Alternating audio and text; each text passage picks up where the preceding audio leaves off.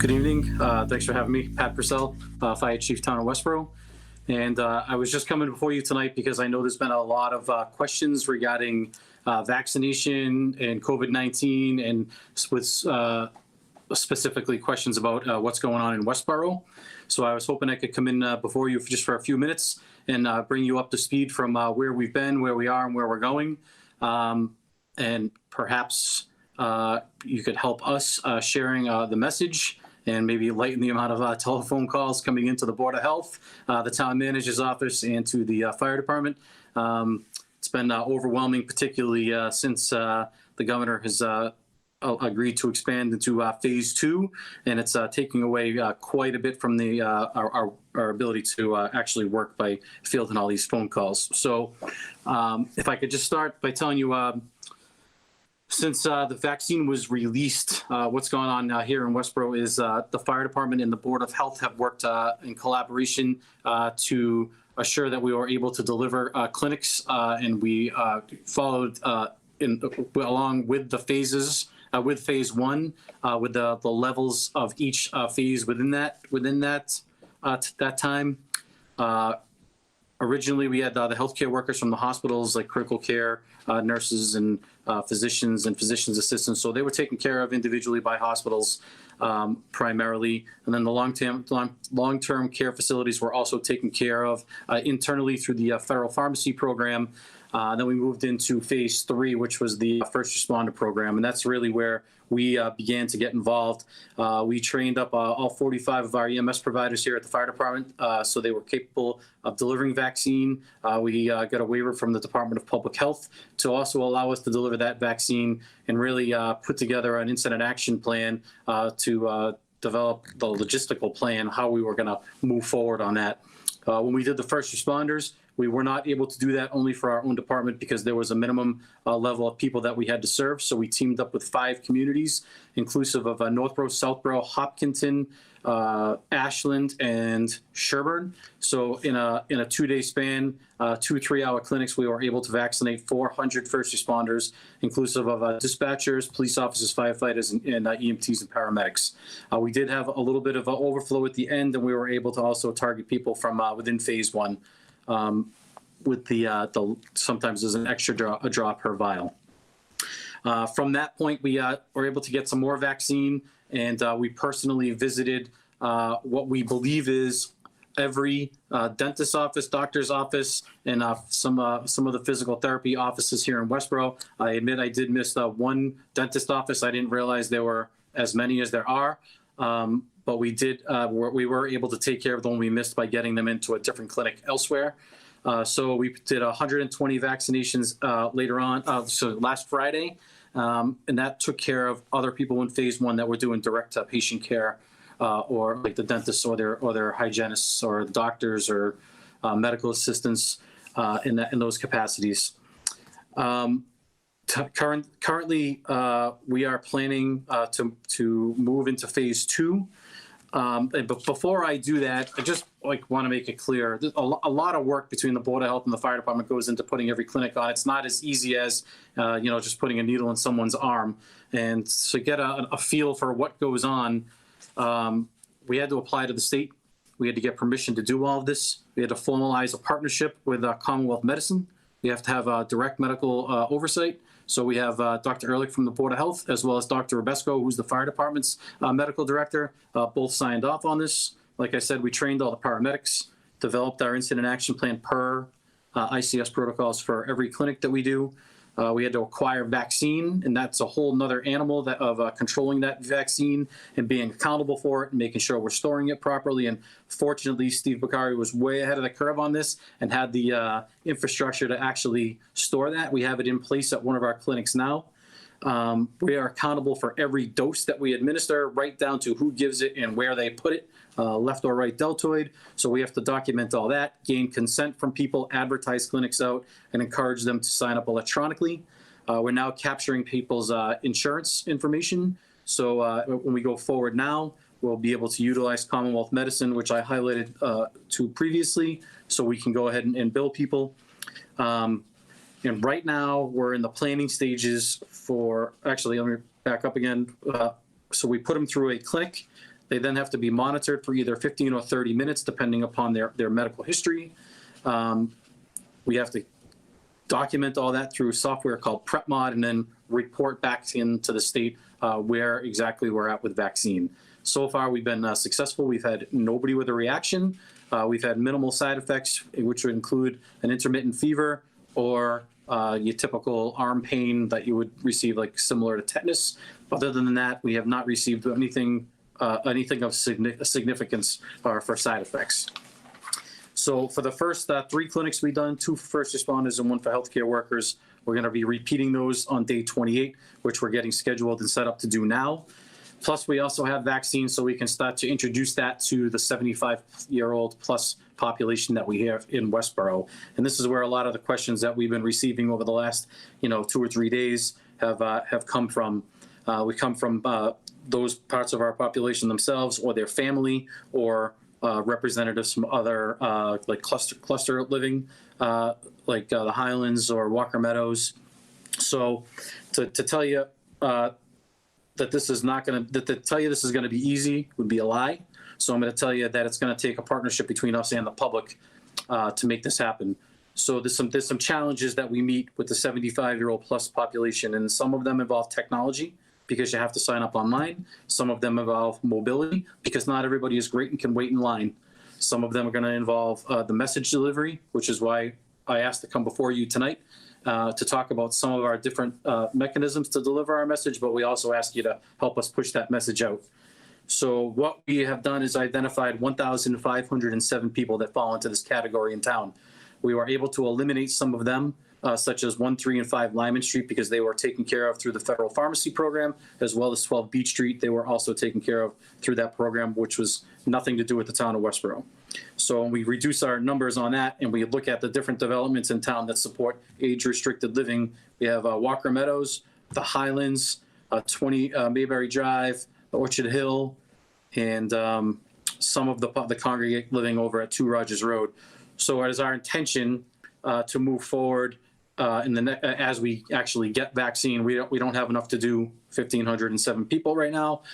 When we have the next when they allow us to order for phase 2, we'll be doing that. We do have some left over from phase 1.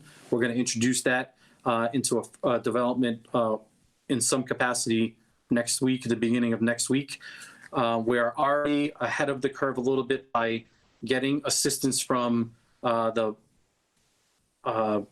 Condo Association presidents and Alma at the Senior Center with capturing, helping people to register electronically. That's really important, but it's really the hardest part. Putting the needle in somebody's arm is really the easiest part. So we've made a consent form. People that can register electronically, they're going to do that. People that cannot, we're going to assist them. Once we get those complexes done, we're going to host a clinic at the Senior Center, and then we should be able to capture another portion of the 75 plus. And unfortunately, there is a component of that population that really doesn't leave their house, has mobility issues, maybe bedridden. And our plan for that is to kind of do smaller vaccination squads with paramedics that can go out and do the paperwork and try to help people outside of a place where they perhaps can't stand and wait. But that's few and far between. Really, what we're going to encourage is to let us to not ask us, to let it just know that we're going to take care of that population and host a bigger one, either at the DoubleTree if they'll let us, or the Senior Center, likely the Senior Center, because they also have a great setup, and now the gas is fixed there.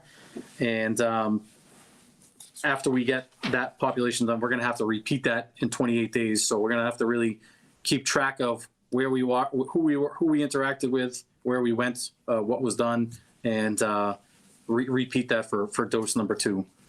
And once that's completed, I would assume that we're going to move into step 2 of phase 2, which is the 65 to 75 population, which then it starts to get easier for us. I think they're more technology capable and more mobile for the most part. People have to, there's also a part included in that phase for people with 2 or more comorbidities, and that there's simple self-attestation, so people could just attest that they have that. They have 2 or more comorbidities, and they're allowed to sign up. We'll probably have those clinics locally also in town, but really moving forward beyond that, the biggest one beyond the 65 to 75 plus is the school department. We've been working with Superintendent Bach, who's been exceptional, and we have a complete plan put together. We're just waiting to hear back on finalizing one piece of the logistics, but hopefully we'll be able to deliver that to the entire school district in one day with the paramedics here from the fire department, and then repeat that 28 days later. And beyond that, I can't really comment on phase 3 yet because I don't know what I don't know. I think that we have to encourage people in phase 3 that they just have to be directed to mass.gov. They need to pay attention to the governor's briefings, and we will build our plan based on what the state tells us to do. We don't really know. We don't want to make a promise because we could actually be removed from that point and people could be directed to mass vaccination points that appear to be popping up at Gillette, Fenway, the Big E, Lowell Arena, like wherever. We don't know if they're going to find more spots, and we don't know if they're going to need us, but if they do, we'll be ready. If they do get to that point, we do have an emergency dispensing site that's we use for H1N1 or swine flu, and that's at the Mill Pond School. And we would put a plan together, an incident action plan to deliver that to the rest of the population for those that wanted it. One thing that doesn't matter what it is, whether it's a fire, vaccination program, football, it doesn't matter. The challenge is always communication.